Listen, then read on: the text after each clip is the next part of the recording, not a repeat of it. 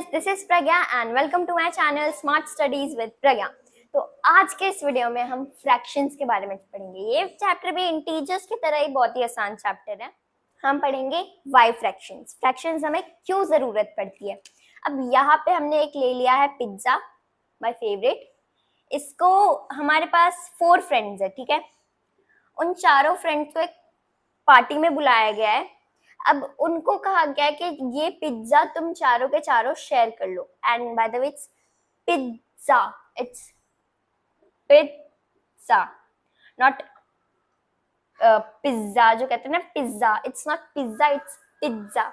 Okay, तो अब पता नहीं कैसे मैथ से मैं इंग्लिश टीचर बन गई।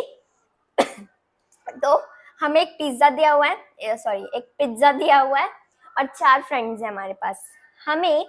हम सब के सब जो भी 4 फ्रेंड्स हैं उनमें डिवाइड करना है पिज्जा को।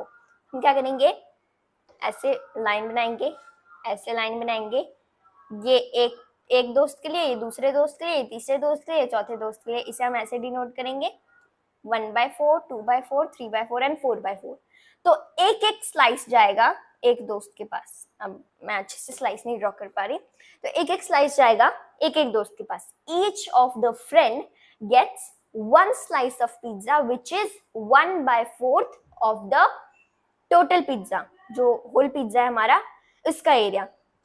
अब यहाँ पे हमने पढ़ लिया कि फ्रैक्शंस की जरूरत हमें क्यों ही पड़ती है। अब मैथमेटिक्स में लोग ऐसे पूछते हैं यूजुअली कि हम ये क्यों पढ़े, इसकी जरूरत क्या होती है। तो यही सब जरूरत होती है डेली लाइफ की।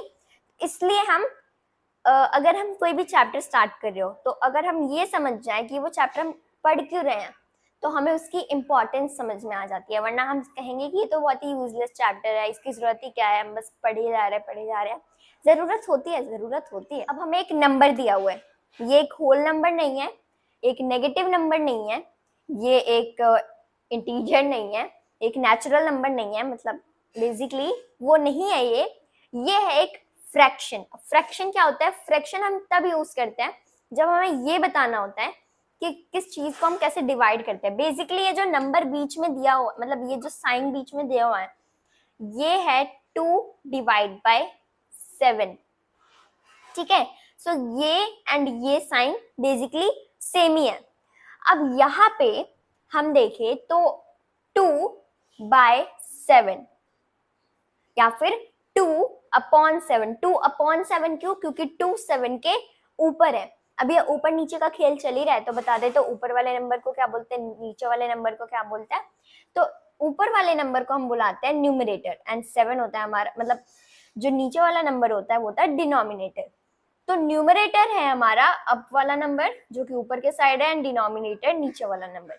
अब नीचे वाला नंबर ऊपर वाला नंबर हम करके नहीं डिनोट करते, हमने यहाँ पे नेम दिया हुआ है, मतलब नंबर दिए हुए हैं। 2 is the numerator here and 7 is the denominator here। इसको समझने के लिए हम एक और चीज कर सकते हैं, number in the form of p/q। ये हम रैशनल नंबर में भी पढ़ेंगे, number in the form of p/q, p/q and all. तो इसमें क्या है, हमारा p न्यूमरेटर है एंड q डिनोमिनेटर है। अब p/q से भी आसान हम क्या कर सकते हैं, इसे और भी सिंप्लीफाई करने के लिए, चीजों को सिंप्लीफाई करने से ज्यादा समझ में आता है n/d। सिंपल, n हमारा न्यूमरेटर है, d हमारा डिनोमिनेटर है, क्योंकि d stands for denominator, n stands for numerator. अब हम ये कैसे याद रखें कि न्यूमरेटर क्या है, डिनोमिनेटर क्या है। अब सिंपल सा वे है, बहुत सारे लोग अपने अपने वेज बनाते हैं याद करने के लिए, ताकि उन्हें याद रह सके कि वो क्या है। अब यहाँ पे हम एक ट्रिक बता रहे हैं। Denominator starts with d and d also denotes down, ठीक है। तो down and denominator both are same. अब हम यहाँ पे ले लेते हैं 2/7 जो कि पहले भी लिया था, यहाँ पे हमारे पास है 3/7। अब 2/7 एंड 3/7 में कॉमन क्या है, दोनों का डिनोमिनेटर सेम है, तो ये दोनों नंबर्स हमारे लाइक नंबर्स हैं। ये एक फेस लग रहा है ना, आईज एंड माउथ। ये 2/7 3/7 में कॉमन क्या है, इन दोनों के डिनोमिनेटर सेम है, इसलिए ये दोनों नंबर लाइक नंबर्स हैं। अब इसी का अपोजिट होता है हमारे अनलाइक नंबर्स। अनलाइक नंबर्स क्या होते हैं, अब हमने इंग्लिश में एक रूल पढ़ा होगा कि अगर किसी भी वर्ड के साथ अन आ गया या फिर इन आ गया उनको ज्वाइन करने के साथ साथ, तो वो होता है उस वर्ड का अपोजिट वर्ड, एंटोनियम। तो वही इसी के साथ है, लाइक के साथ अन आ गया तो unlike fractions is the opposite of like fractions. यहाँ पे हमने 2 नंबर दिया है, फिर से 2/7 लेंगे, 3/6। इसको हम सिंप्लीफाई भी कर सकते हैं, 1/2 भी लिख सकते हैं, 2/7 एंड 1/2। लेकिन अभी 3/6 को टाटा बाय बाय नहीं बोलते हैं, 3/6 को 3/6 ही रहने देते हैं। तो अब दोनों में कुछ कॉमन है, मुझे तो नहीं लग रहा। 7 एंड 6 ये दोनों के दोनों जो है ये है अनलाइक, यानी कि इक्वल नहीं है, डिनोमिनेटर इक्वल नहीं है। ऐसा नहीं है कि अगर दोनों के डिनोमिनेटर मैच कर जाते तो दोनों के दोनों नंबर इक्वल, ऐसा नहीं होता, ठीक है। तो ये दोनों नंबर्स अनइक्वल तो है ही, जो कि लाइक फ्रैक्शंस के साथ भी बहुत सारे होते हैं, लेकिन मेन बात है कि डिनोमिनेटर अनलाइक है, इसका मतलब ये दोनों फ्रैक्शंस अनलाइक फ्रैक्शंस है। ये जो हमारी अनलाइक एंड लाइक वाली है ये सिर्फ दो फ्रैक्शंस के साथ नहीं होता, यहाँ पे हमने अनलिमिटेड फ्रैक्शंस दे दिए हैं। अनलिमिटेड फ्रैक्शंस में 3/6, 2/4 और 1/2 तो एक ही है तीनों के तीनों में। क्या दे रही हूँ, यहाँ पे हमने दे दिया 4/7, यहाँ पे दे दिया 8/9। अब इसमें अगर हम देखें तो 2/7 एंड 4/7 लाइक फ्रैक्शंस हैं, एंड बाकी इसको हटा के ये तीनों के तीनों अनलाइक फ्रैक्शंस है, ठीक है। तो ये थे हमारे like fractions and unlike fractions. अब हम देखेंगे अपने थर्ड टाइप, वो है हमारे प्रॉपर फ्रैक्शंस। उसके बाद मैंने क्या बोला था कि अगर किसी भी वर्ड के साथ अन, एन, एम ये सब वर्ड्स आ जाते तो वो उसका अपोजिट बन जाता है। तो ये प्रॉपर फ्रैक्शंस के साथ भी उसका अपोजिट है इम्प्रॉपर फ्रैक्शंस। पहले हम देखेंगे प्रॉपर फ्रैक्शंस।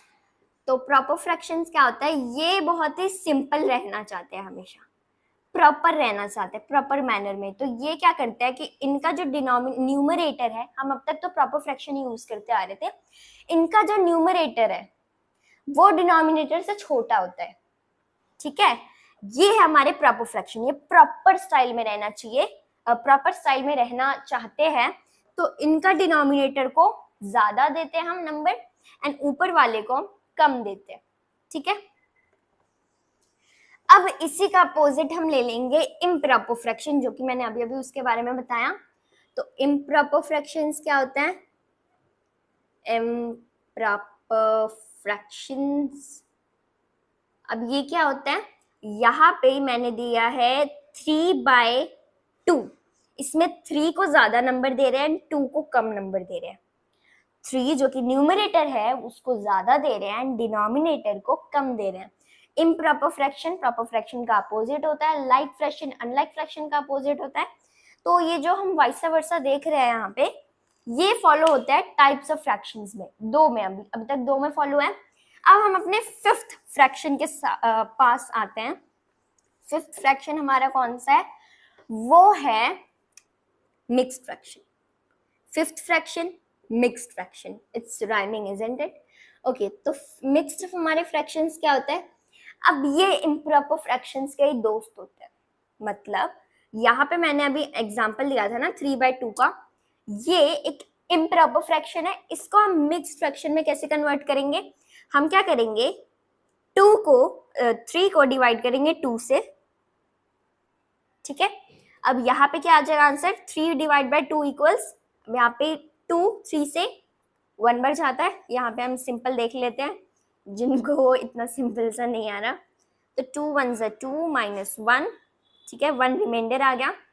तो यहाँ पे क्या आएगा, ये जो हमारा कोशेंट आया है, कोशेंट हमारा होल नंबर बन जाएगा, 2 हमारा नीचे ही रहेगा डिनोमिनेटर में, और ये जो 1 रिमाइंडर आया है, रिमाइंडर भी न्यूमरेटर में चला जाएगा।